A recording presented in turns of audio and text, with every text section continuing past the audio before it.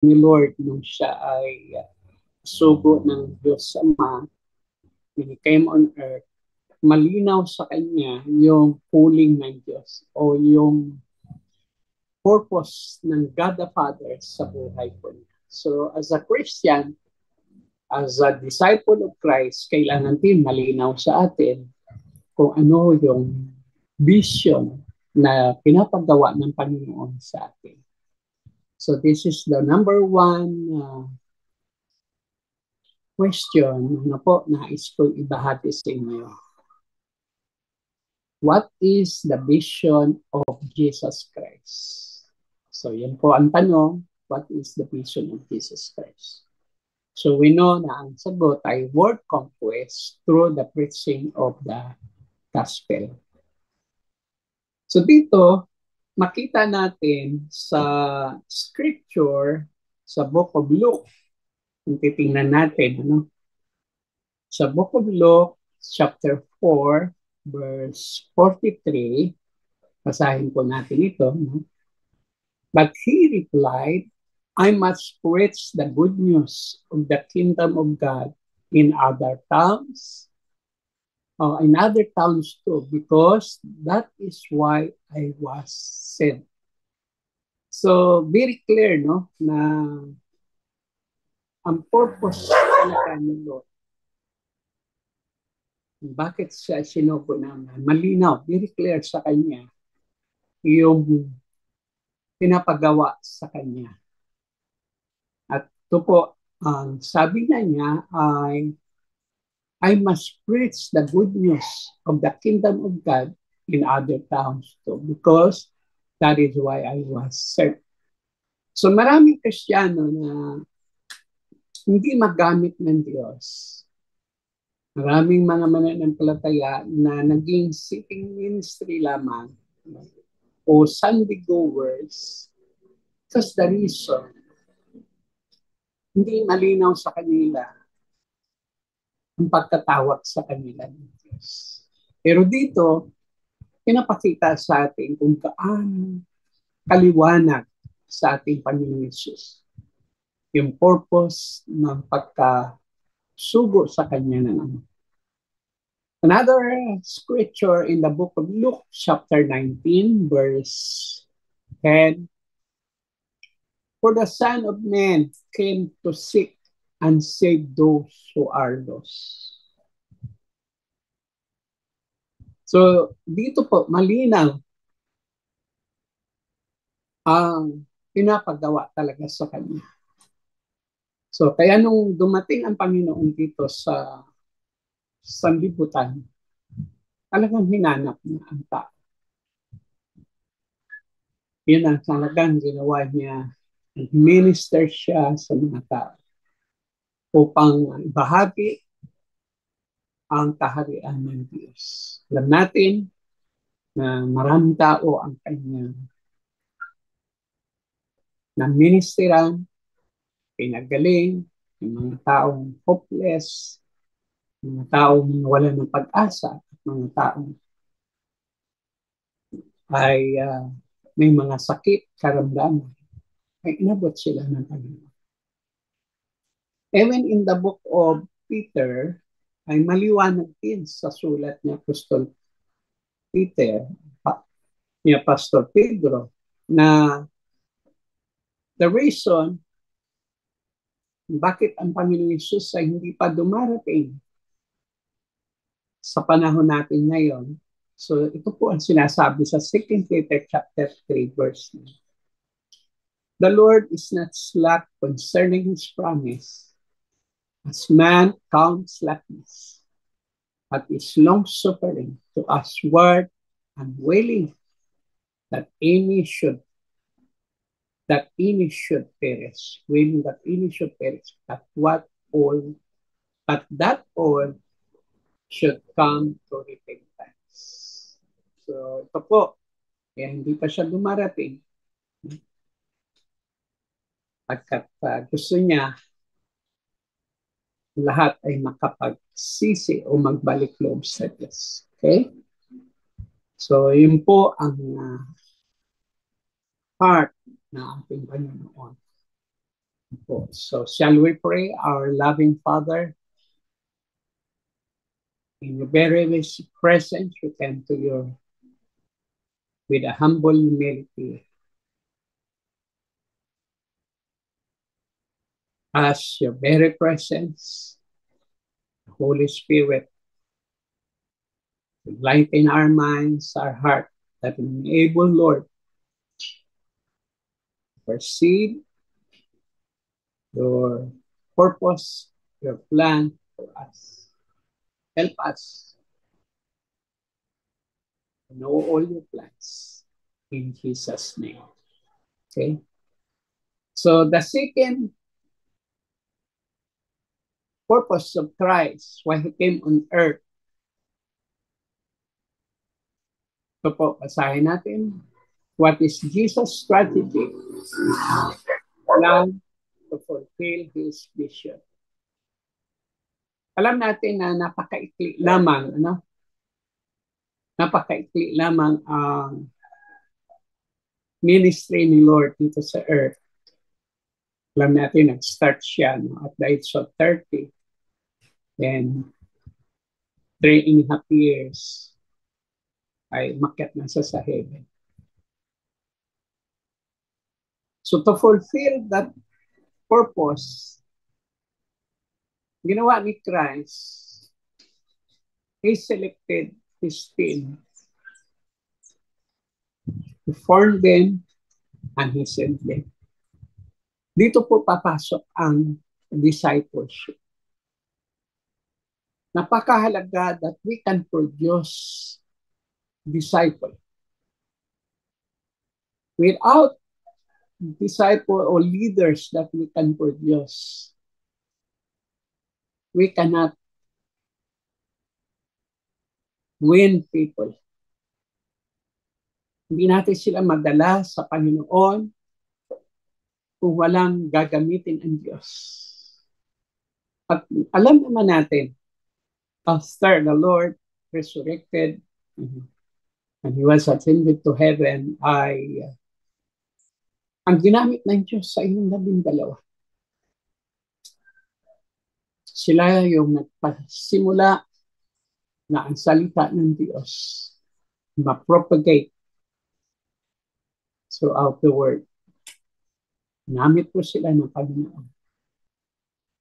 Mapakarami ang na-disciple po. So maraming churches today na hindi nag-grow. The reason ay wala silang nag-disciple. Kaya ayun na sa statistics sa Amerika, maraming churches na nag-close.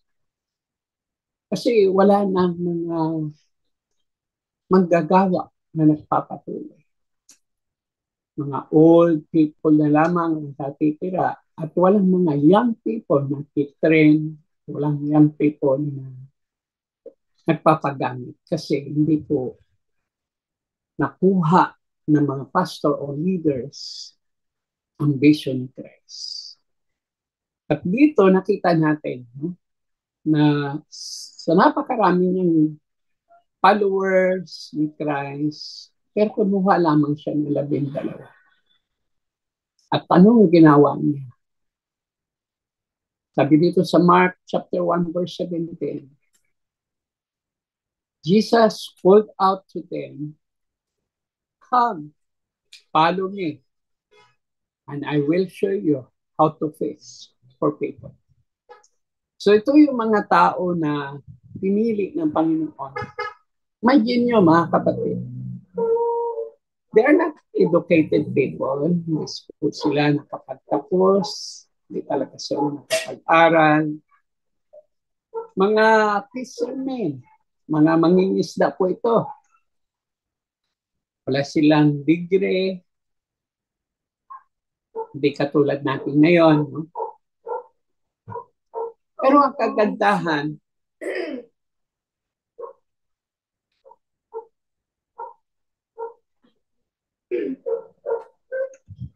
kagandahan ay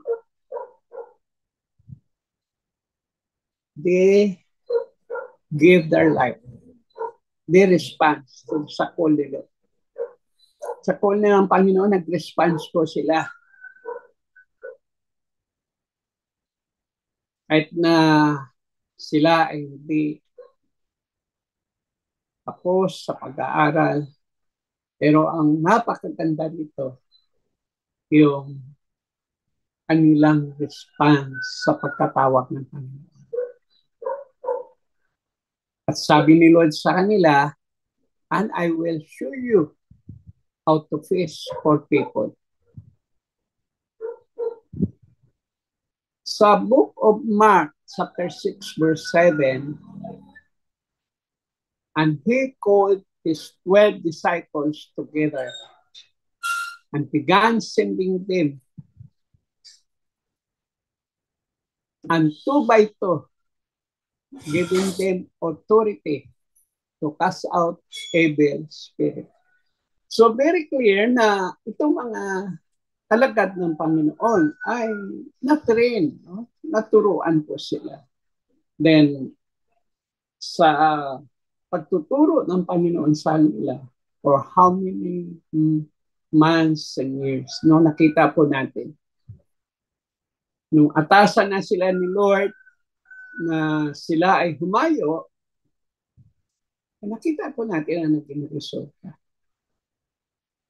Babasahin natin ang mga following verses, no? Talagang nag-cast out sila ng mga evil spirit. Kaya nga tuwan-tuwa sila nung magbalik sila sa Panginoon na sabi nga nila, Lord, even mga evil spirit ay sumusunod. Pero ang sabi nga ng Panginoon, maggalak kayo. Hindi dahil sa napapalayas ng mga demonyo, kundi naisulat ang mga pangalan sa aklat ng buhay.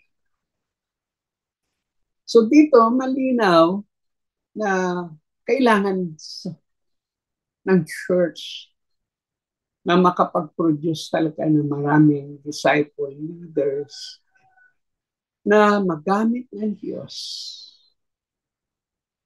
para ibahagi ang salita ng Diyos sa mga tao. Kailangan nila ang kaligtasan.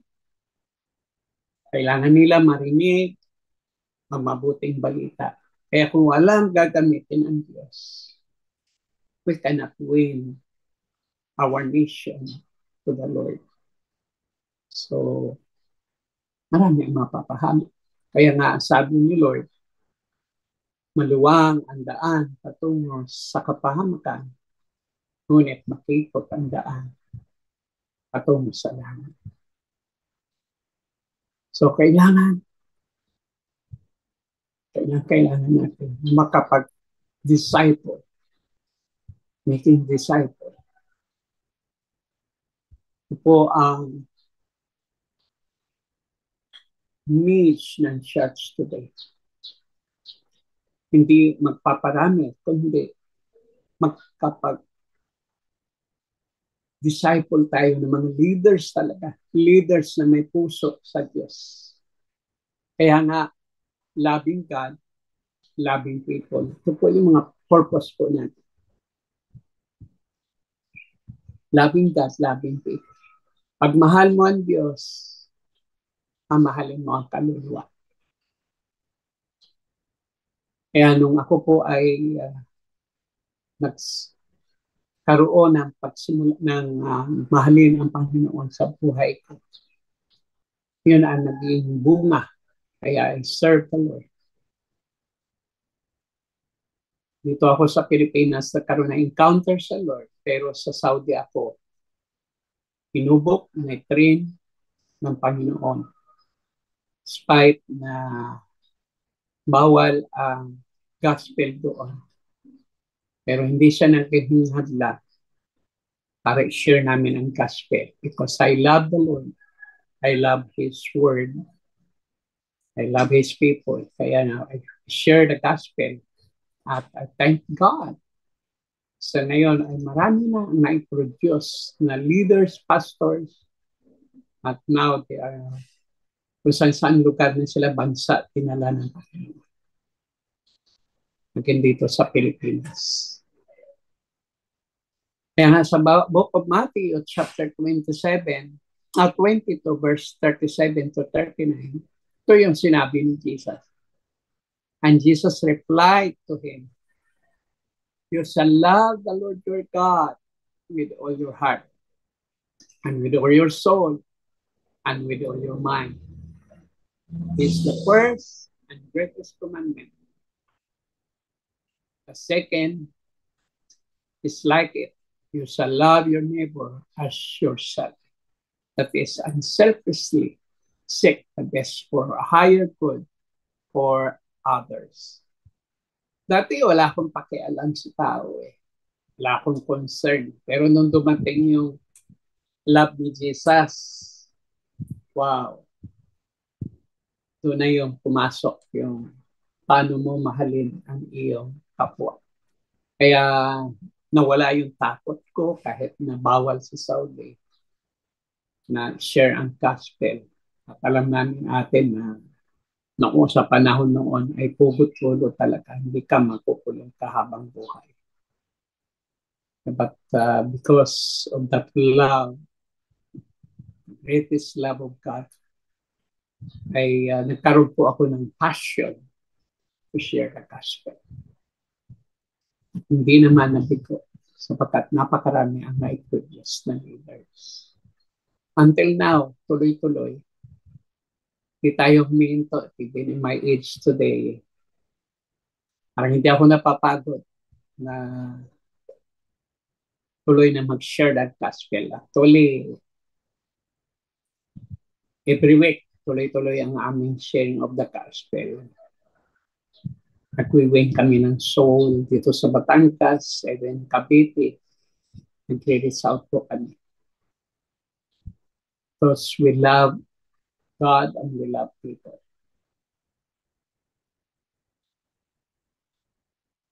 So dito sa book of Matthew 22, no, very clear na sinasabi ng Panginoon, no, na kailangan natin ipaabot ang pagmamahal natin sa kapwa natin.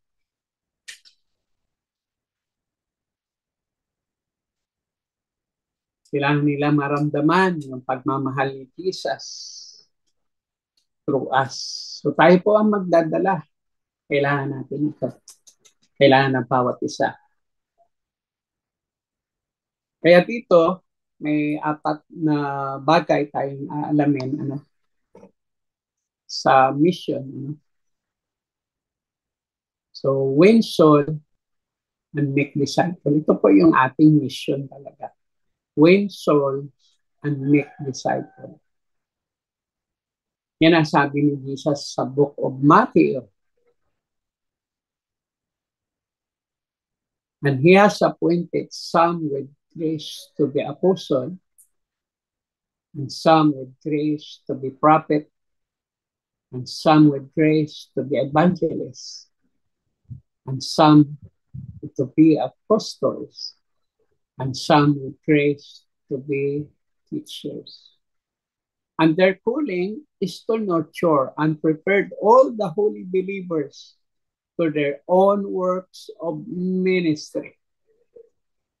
And as they do this, they will enlarge and build up the body of Christ. So malinaw, mga kapatid, no?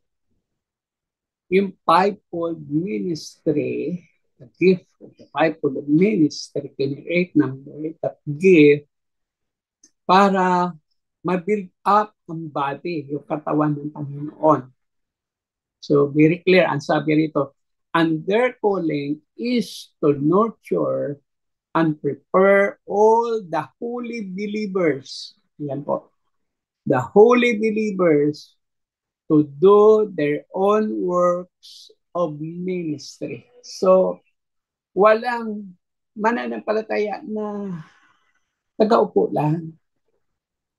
Walang mga believers na Sunday goers lang. Kapag naunawaan nila yung calling ng Lord sa kanila. Bawat isa ay tinawag. As a body, No, yung katawan natin, tingnan niyo ang katawan natin, napakaraming bahagi. Pero lahat yan ginagamit natin for a purpose.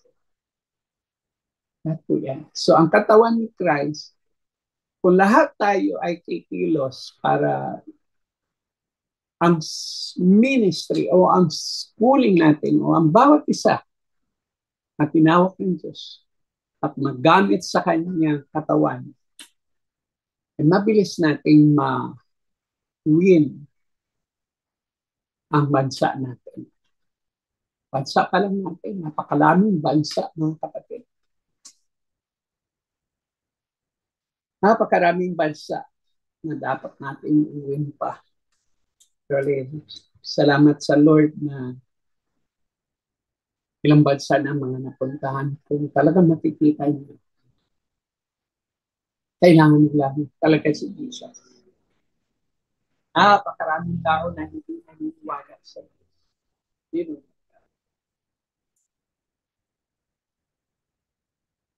And we need to share more gospel. Kailangan talaga. So kung bawat isa ay kikilos lamang,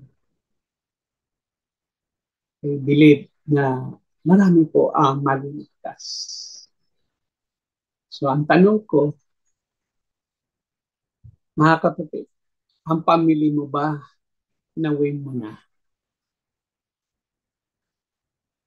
Nakakalungkot. Maraming manampalataya na matagal na sa Panginoon. Pero hindi pa rin nila na isasama ang pamilya nila. Maraming mga nanay, tatay, hindi nadadala ang kanilang pamilya. Mga kabataan, hindi nadadala ang kanilang mga magulang. Kasi nga, hindi sila naturuan. So pag malinaw sa atin ang panawagan ng Diyos, that's the time na kikilos ka at gawin mo ang pinapagawa ng Panginoon. Kaya nung malinaw ito sa akin noon, hindi ako pumayag na aking family hindi ko mawin sa Panginoon. So I pray for them for how many years. Alam natin, hindi naman ganun kadali. So pinapakita ko lang sa kanila ang pagiging totoong Kristyano. Demonstrate ko sa kanila yung life ni Jesus. Through prayer, salamat sa kayo. I-share ko na gospel para sa tumanggap sila sa Lord. Parents ko, bago sila kinuha nila, ay tumanggap sila sa Panginoon. Naunawaan ang buhay Christian. Ito po sa book of Ephesians chapter 4, tuloy ko pa rin, 11 to 14. This grace ministries will function until we all attain oneness into the faith, until we all experience the fullness of what it means to know the Son of God. And finally, we become one into a perfect man with the full dimension of spiritual maturity and fully developed into the abundance of Christ. And then our immaturity will end, and we will not be easily shaken by trouble, nor led astray by mob exchange or by the false doctrines of deceiver who teach clever lies. Ayan, malinaw, no?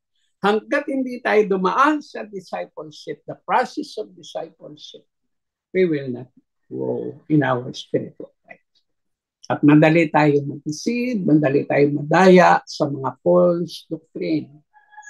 So, napakahalaga na marooted tayo sa scripture, sa word of God. Kaya napakalaking bagay na may devotion ang bawat Kristiyano. Kasi ang paglago mo ay nakabase sa pag-aaral mo ng salita ng Diyos. Kailanman, Hindi ka magamit ng Panginoon hanggat hindi ka lumalago spiritually. Lalo ako ay lumago kasi binigyan ako ng Lord ng privilege na mabasa ko ang Bible for ilang beses sa Saudi Arabia. So po, natutukan ng husto. And through that, doon ako lumago. Kasi sa Saudi, alam niyo naman, wala ho tagapagturo doon, wala doong church. So, ang nangyari sa amin, self-study. Kailangan mo mag-research. Time na ako ay nasa Saudi, 1990s, ay 80s to 90s, ay talagang kailangan namin magbasa ng Bible kasi wala po mga cellphone, no? Walang formal school studies doon. Pero through Bible lamang, pero salamat sa Diyos. Lumago kami at ginamit ng Diyos. At marami ang ginamit ng kanyang buhay. Marami ang na-transform, marami ang naging leaders na for Diyos. Kasi nga, ang salita ng Diyos ay nagbibigay buhay sa isang tao. So our goal, church, ang goal po natin is to make believer a leader of leaders. Bawat isa, kailangan natin maturuan. Hindi man sila maging pastor, pero sa calling nila, bawat isa kasi may ministry, may calling ang Lord. Yung mag-encourage ka lang at mag-invite sa church, dalhin mo sa church, ay malaking bahagi po yun. Ikaw ay maging faithful sa ministry na pinibigay sa iyo na naglilinis lang sa church, malaking bagay po yun. Taga-pray, nanalangin, sa inyong mga pastor, sa leaders, sa mga member, makikita natin ang gagawin ng Diyos. Kaya nga nag-grow ang church sa first century kasi lahat sila ginamit ng Diyos. Kahit sa bahay nila may gawain. Sila doon may mga gawain bahay-bahay. Sa Book of Acts, makikita po ninyo. Even in their financial, no? Grabe ang support nila. Kaya naman ang gospel talaga nag-spread out. At walang naghirap sa kanila, sabi ng scripture. So dito, ang instruction ni Apostle Paul kay Timothy, napakalinaw, no? Sa 2 Timothy chapter 2, verse 1 to 4. Timothy, my dear son, live your life empowered by God's free flowing grace, which is your true strength found in the anointing of Jesus and your union with Him. And all that you have learned from me, confirmed by the integrity of my life, deposit into faithful leaders who are competent to teach the congregation the same revelation. Overcome every form of evil as a victorious soldier of Jesus, the Anointed One. For every soldier called to active duty must divorce himself from the destruction of this world so that he may be fully satisfied the one who chose him. Ayan, napakalinaw ang instruction ng Apostle Pablo. Ang bawat Kristiyano dapat mabuhay sa ilalim ng kapangyarihan ng banal na Espiritu. Kailangan natin ang anointing sa ating buhay. Kailangan natin ma-empower by the Holy Spirit upang umapoy tayo sa paglilingkod sa Panginoon. So yung life na dapat makita sa atin, kasi we cannot win even our home and in our family kapag may nakita sila na hindi maganda. Kaya minsan napupulaan tayo eh. Ganyan ba? Ganyan ba? Sabi nga ng mga nasa family o mga tatay, nanay natin at hindi natin sila mawit kasi sabi, kala ko ba bunaging ka? Kala ko ba Kristiyano ka? Then bakit ganyan ang attitude mo? Bakit ganyan ang ugali mo? Yan, napupulaan. Kasi nga, hindi tayo lumalago sa ating buhay spiritual. So, kung gusto natin ma-win ang ating family, dapat makita sa atin ang totoong pagiging Kristiyano. Loving, caring, supporting sa ating family, sa ating mga magulang, hindi masunurin ang mga kabataan.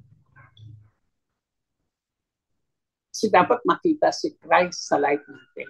Sample. Kaya nga sabi ni Apostle Pedro, all that you have learned from me, confirmed by the integrity of my life. Si Paul, talagang nilakaran niya ang salita ng Diyos. Kaya wala kang naipula sa kanya. At yun ang kanya instruction kay Timothy. So sabi niya kay Timothy, deposit into faithful leaders who are competent to teach the congregation the same revelation. Kaya sabi nga, what you learn, you need to teach. Ano yung natutunan mo, yun yung tuturo. Dapat makita sa buhay natin, buhay na tinuturo natin. At hindi ka na magsasalita, very powerful. Madali mo na mawin ng tao. Pag salita ka, sabi mo, sige, sama ka sa akin. Sabi niya, oo nga, nakita ko sa buhay mo. Ano ka talagang namuhay, totoong Kristyano. Ngayon, maraming mga sinasabing Kristyano, pero hindi naman nakikita. So, nakakalungkot. Kasi hindi sila dumaan sa process of learning, sa process of disciple. Kaya talagang may pag-aaral. At kailangan dito, puso natin. Willing ka ba na pahubog? Willing ka ba na mabago? At willing ka ba na magamit ng Panginoon Hesus? So dito po sa strategy na gagawin natin, ayan, no, makikita natin, may strategy po tayong gagawin. Ito po yung strategy na ating gagawin.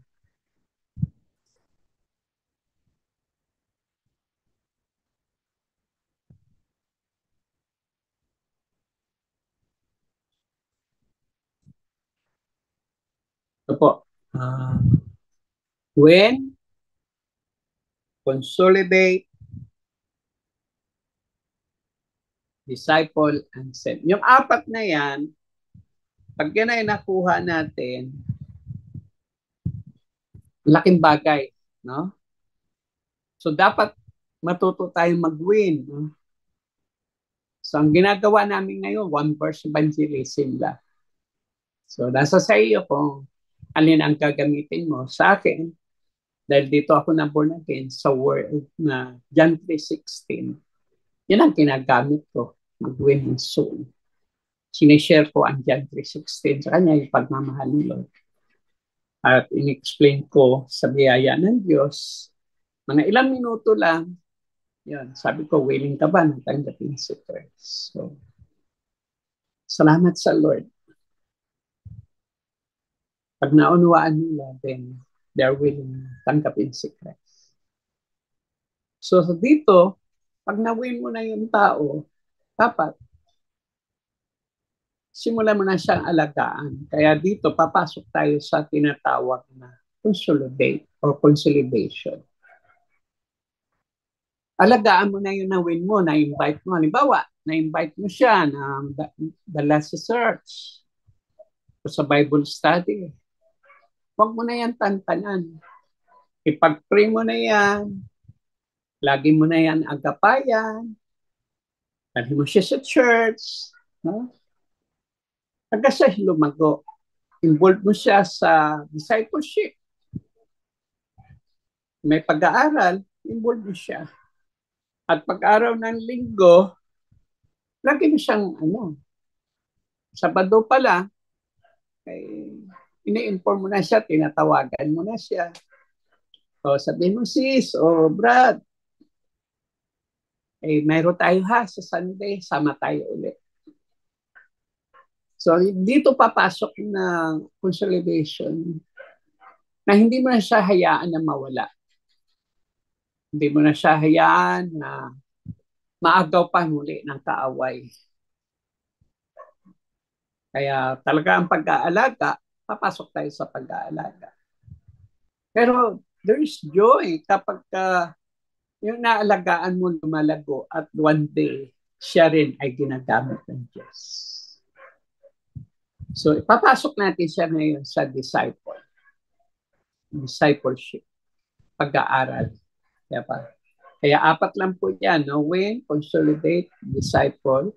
Kapag yan ay dumaan na sa process ng pag-aaral at lumago na yan, tuturuan na siya kung paano mag-share ng gospel, mag-win, tuturuan na rin siya kung paano mangalaga, at tuturuan din siya. Until the time na siya maging isang leader na. So, patuloy na magamit ang buhay ng bawat isa. Kaya nga dito papasok tayo sa book of Jeremiah. Sabi nga na book of Jeremiah chapter 3 verse 15. Then in the final time, I will give you spiritual shepherds after my own heart, who will feed you with knowledge and true understanding. Yan ang sinasabi ng kay Jeremiah.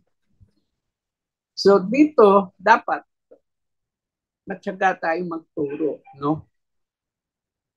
Until na madala natin siya sa Panginoon at maging like Christ na rin ang buhay niya. Kaya dito, yung mga leaders, dapat talaga ay andoon ang ating puso sa tao na mga laga.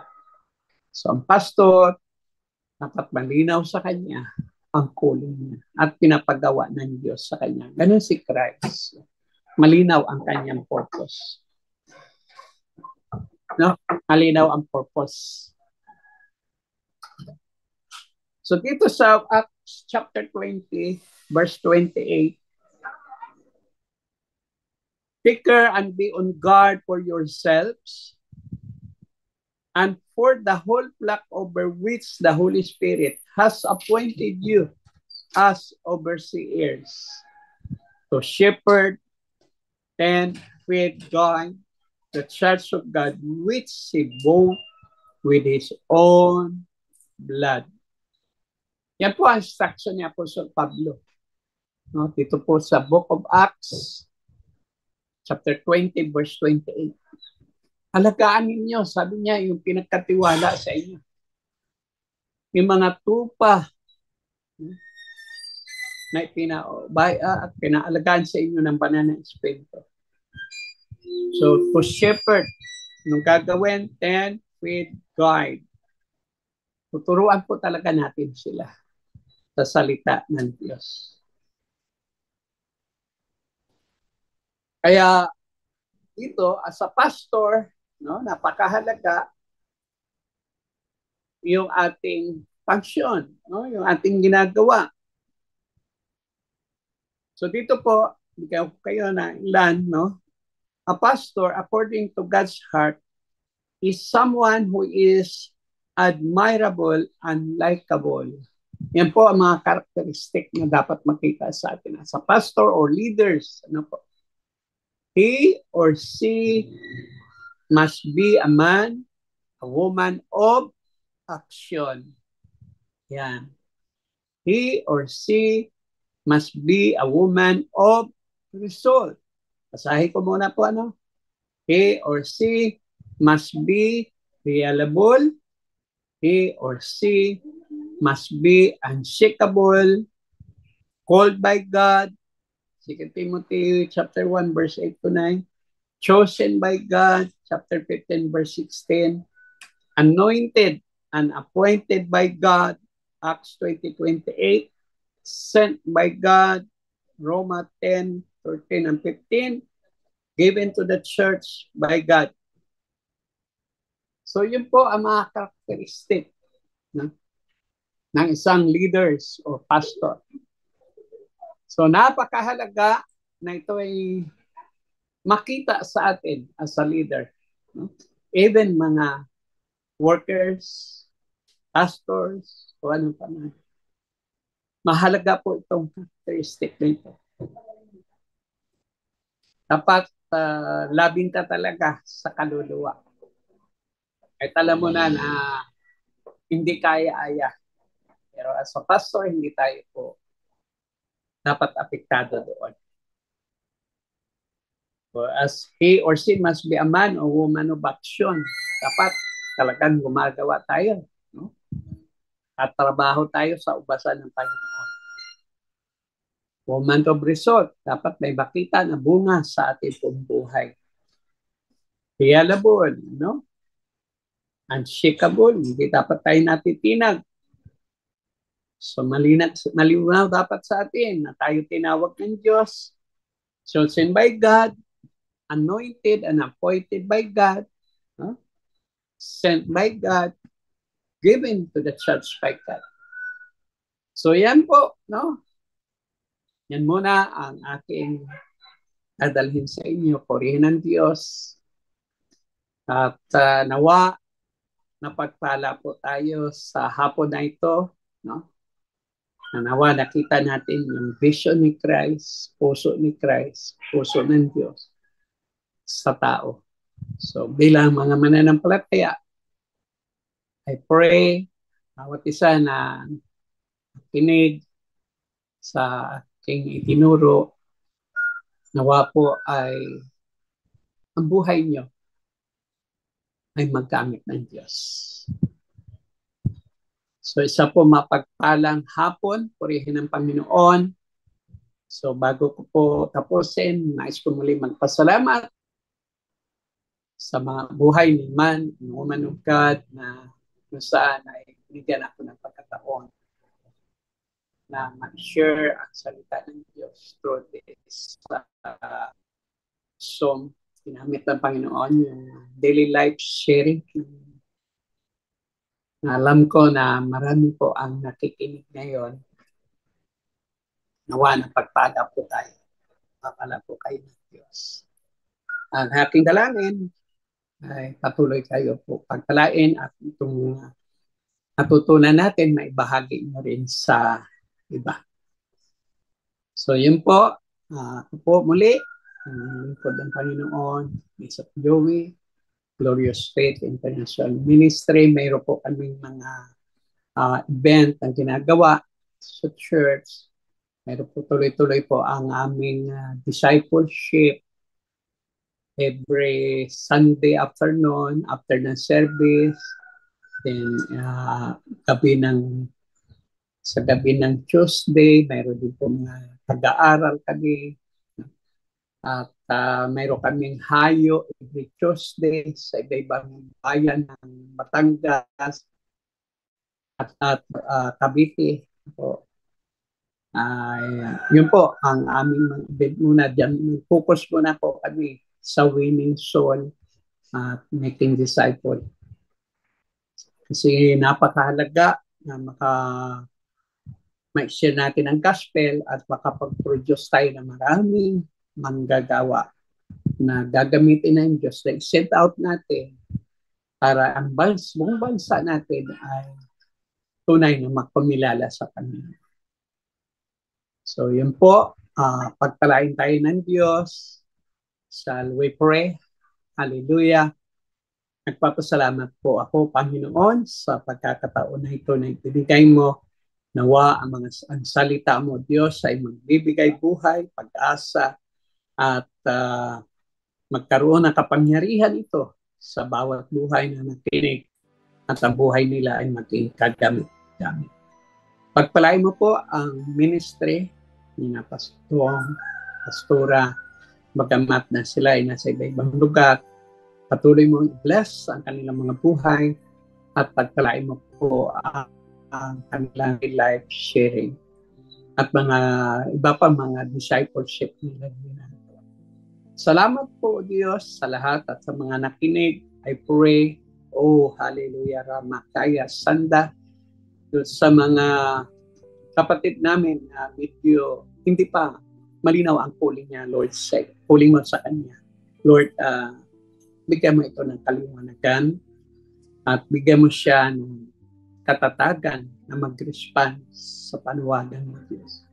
Sa mga may sakit, I pray for your healing na maranasan nila, Panginoon, ang himala mula sa iyo. Pagpalain mo, Diyos, sa iyong mga salita at sa lahat na mga manggagawa, pastors na makikinig sa talk na ito, Lord, I pray na i-bless mo ang buhay ko. Pagpalain mo sila. So, hayaan mo ang kapurihan, kadakilaan ay sa iyo lamang. Sa tanging pangalan ni Anak ni Jesus. This I pray. So the power of the Holy Spirit. Amen and amen.